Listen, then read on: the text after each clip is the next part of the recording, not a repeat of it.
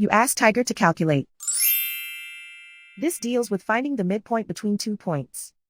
The midpoint between the 2 points is 135,7. Let's solve it step by step. Plot the 2 points and calculate the midpoint using the formula.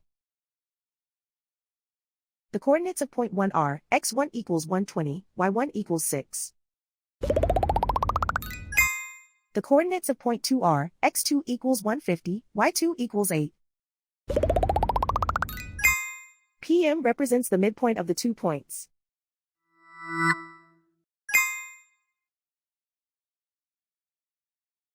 Use the x values in the midpoint formula to find the midpoints x.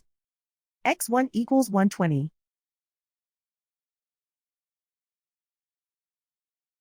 x2 equals 150. Simplify the arithmetic.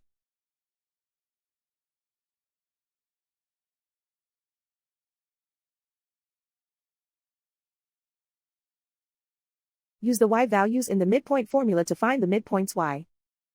y1 equals 6.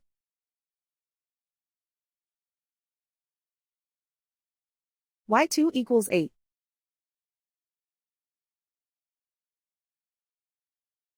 Simplify the arithmetic.